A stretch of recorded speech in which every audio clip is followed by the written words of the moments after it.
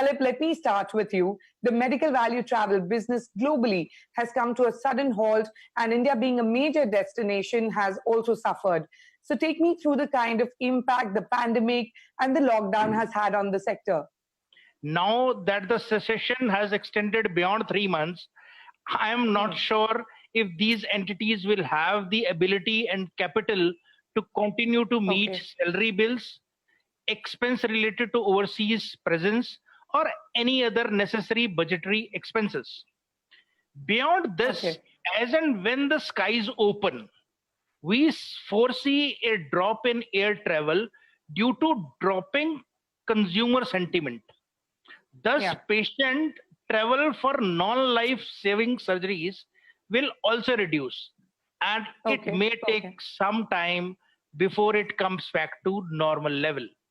The MVT companies are having and will find it very difficult to survive this period, and it is next to impossible to save the employment for all these 25,000 people involved. All right, Dalip. You've given us a fair idea of how the sector is impacted. Amit, now let me come to you. At eExpedise Healthcare, it's in the 4th year of its operations, and in a very short span of time, you've actually made a strong presence in the Middle East and Asia Pacific region. But how has the pandemic and the lockdown affected business? Shruti, just to tell you, before the pandemic, we used to service around 100 plus patients from these countries. And once the pandemic was announced, after 15th of March, we have not received even a single patient. And we are not sure in next two months we will be receiving any patient. Also, we are not very sure on when is the flight ban is going to lift. But during these 3-4 months, we have not received any business, but our expenses continued, as Dilip sir has already mentioned this fact. So our salary, our infrastructure cost, our maintenance cost all remain same, and we had to pay it. Now the second fold to the story is we are not sure whether, even if the air travel ban is lifted, how would this patient gonna react, whether they will be comfortable traveling to India for a medical treatment. So you're saying Q1 business has been zero, and you're expecting the same for Q2 as well. Amit, tell me, because you have a tie-up with a lot of hospitals as well, what is the percentage of business given to hospitals by medical tourism companies like yours? And, what is the impact there then? So as an organization, eExpedise, we have tied up with more than 2,000 plus hospitals in India, and these are in Tier 1, Tier 2 cities, right? And since we have not received any business for Q1, as you mentioned, and Q2 also, we don't see any business coming in. So Q3 and Q4 also will be very, very limited, subject to how is the entire the fraternity gonna react, and what are the norms which will be given by the government. So looking at these scenarios, we see this year completely lost. We'll only be able to do 10% or 20% of the business that we see. And 80% is the impact on this year. Okay. Dalip, let me come to you now. Amit is saying 80% business is really affected for the whole year. You tell me, what is the percentage loss to hospitals with international patient not coming across the nation, not coming to India due to COVID-19? What is the percentage loss to hospitals? See, hospitals in major cities of India generate anywhere between 25 to 40% of their cash flows from foreign patient arrivals. With international patient arrival reducing to zero, a big zero, there is a complete loss of this part of their business. Additionally, their revenue from domestic patients also has dropped down considerably, given the elective surgeries, OPD services, and routine diagnostic services also dropping to near zero. Even if the lockdown has been lifted partially, patients are afraid of visiting a hospital to get their treatment done or undergo any elective surgery. The hospitals too, without doubt, have suffered greatly.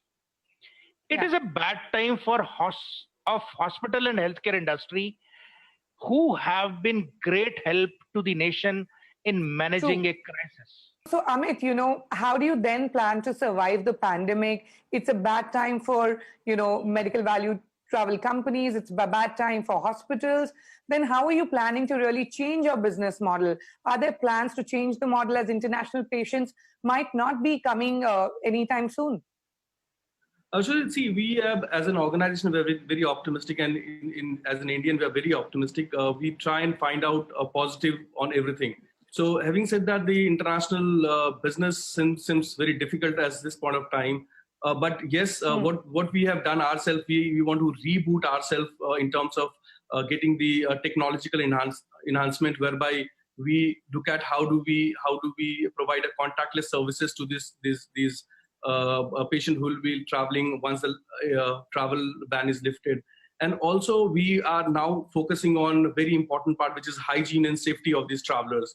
So these are two important things that we are working on. The very other important part is India has a over 5,000 plus and NABH accredited healthcare service providers, and they are spread across India. So what we are looking at, at a different zone. So maybe Kerala, where we have very less impacted COVID. So we would want to aggressively go out in the market, promote Kerala or other destination where very limited COVID impact is there, and start getting this patient. But yes, with the clinical expertise, with the medical expertise that we have in India, we are very positive that soon we can fight back. So rather than going back and promoting this organization, this industry, and looking at a different alternate, I see promoting and putting more of efforts in this direction. So now my final question is to the both of you. What are your expectations from the government? How should the government review this $5 billion industry of medical tourism in India? Dalit, why don't you go first? See, government must consider giving a survival and a life-saving bailout, which will help to survive MVT business of India. The above bailout package needs to be in addition to immediate payment of pending tax returns for the companies who have filed their last financial year's return. Beyond the bailout package, the banks should be instructed to ease out loan terms to MVT companies, because MVT companies are assetless companies, and usually banks do not extend loans to MVT companies. Another thing is that make medical visas to be zero fee visa for at least 6 months to promote business. Air travel from low risk and high volume markets to be opened on priority. Those companies who are able to bring in dollar revenues to be offered dollar subsidy refunds in line with hospitals. Recognized MVT associations like us and other non-profit units involved in promotion of Indian healthcare overseas should be funded to organize events in the new markets that we are targeting, and the MVTs should be allowed to participate in such events at zero cost, at zero expenses. Okay, quite a lot of ask from the government. Amit, quickly, what is that big thing that you're looking from the government, that kind of help that you want for the medical tourism company? My friend Dalip has already made a very important point that financial crisis is what we all are going through, and we are looking at a financial support from the government. Along with that, yes, there are a couple of things that I personally feel government has to support us. There are a couple of things which Dalipji mentioned. Adding to that, one is a straight through visa process for all medical travelers, reducing the turnaround time for a medical visa, and on helping us out to go out in the market, approach the new destinations. A very important point that I want to highlight here. A government should support us in terms of through their Indian missions outside India to promote medical tourism destination, to promote India as a Ayurveda destination. So government has to put all the efforts in terms of creating India as a brand for both medical tourism as well as wellness tourism. Also, bailout package is what it would be a good idea for all the medical tourism companies.